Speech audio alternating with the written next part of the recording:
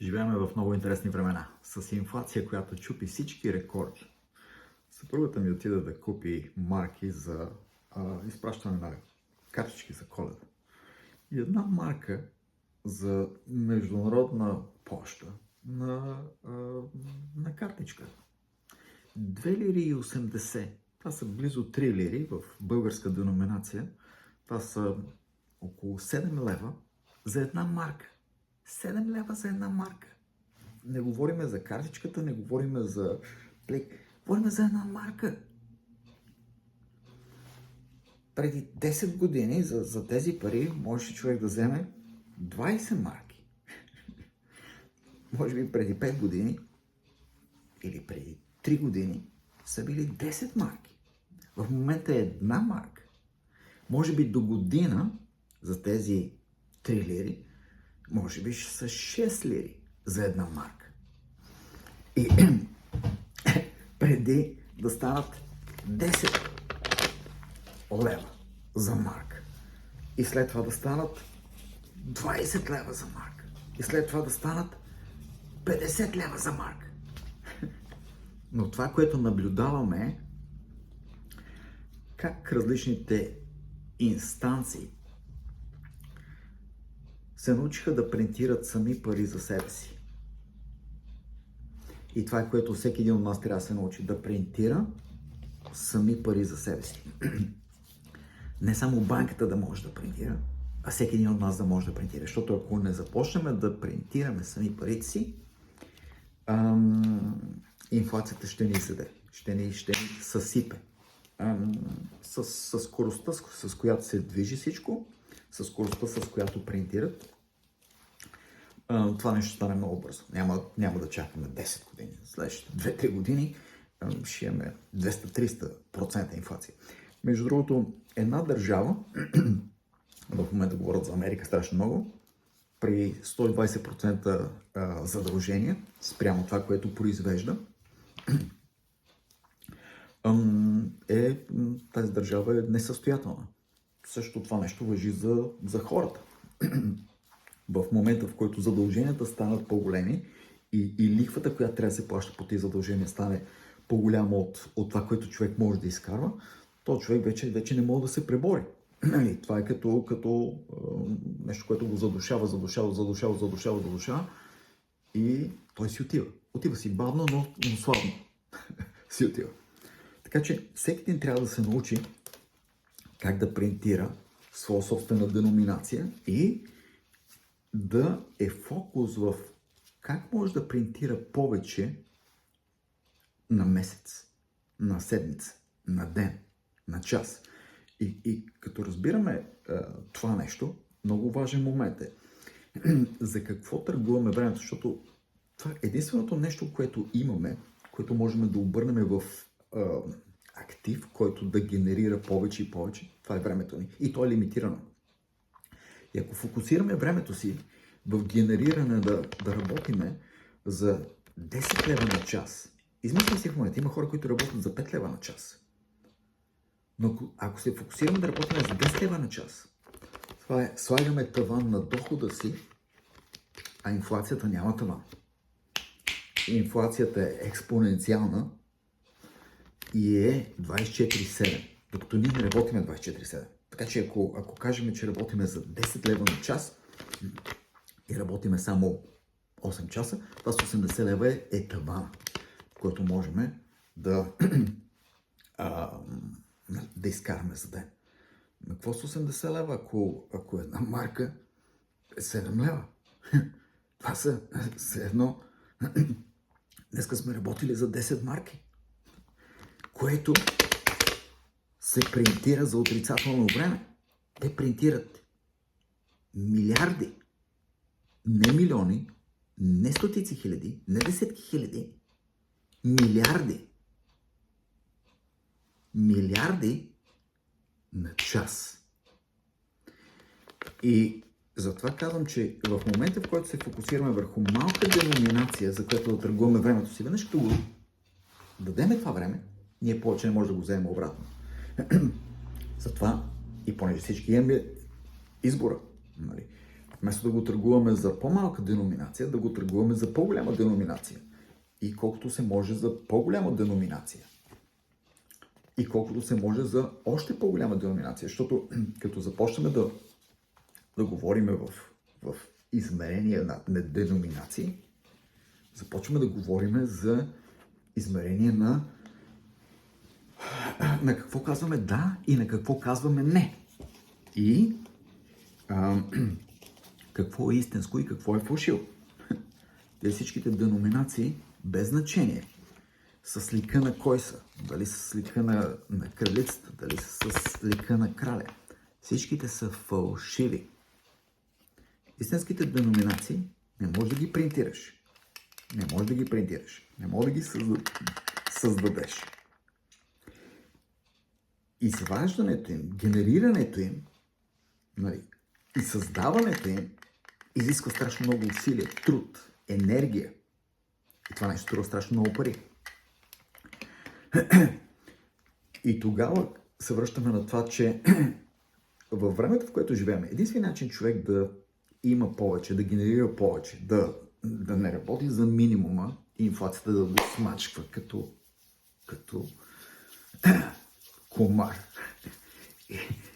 Като нещо супер дребно. Защото фокуса му е дребен. Човек да си даде сметка къде е тази най-висока деноминация, за която мога да търгувам. Къде може да ми се плати най-много за един час време? Не къде може да ми се плати най-малко, къде може да ми се плати най-много. И единствената професия, която рецесията не може да победи, това е професията на продажбите. Един човек, който е добър в продажбите, никой не може да му вземе хляба. Защото навсякъде, във всяко едно време, без значение какво случва, този човек ще бъде търсен, защото този човек е ключов за всеки един бизнес, за да оцелее, ако може да продава.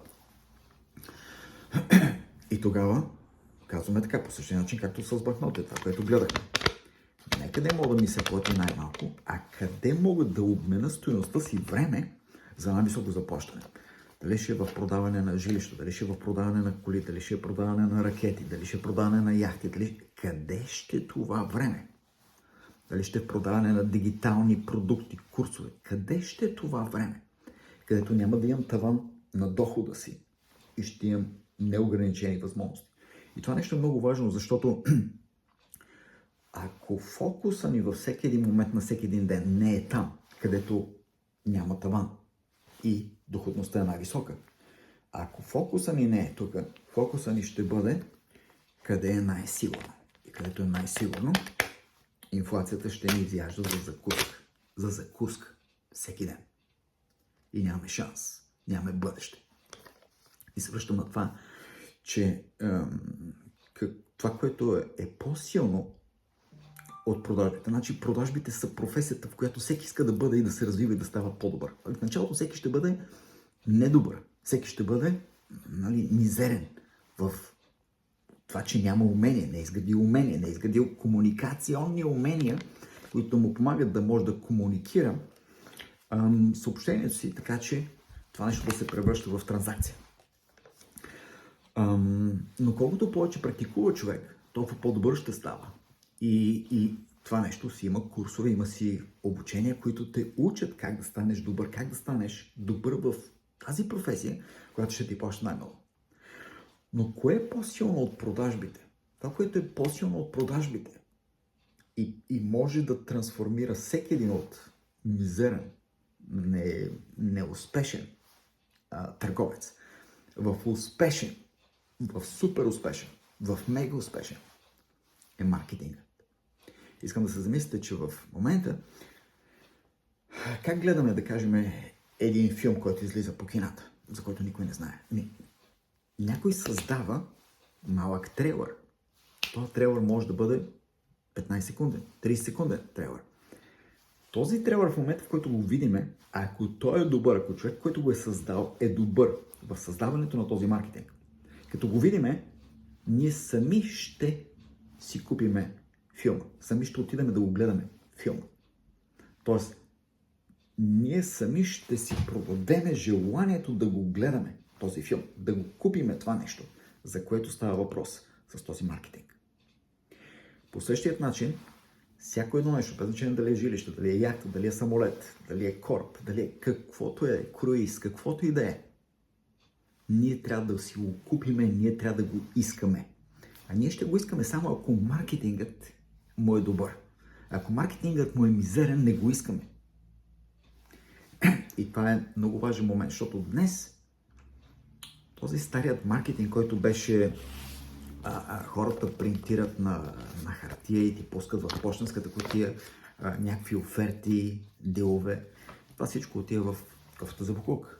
По най-бързият начин. Веднага. Без значение колко пари са похарчили за мастило, за хартия и така нататък. По-добре е тази хартия и това мастило да са го похарчили, да принтират нещо, което да има по-голямо търсене.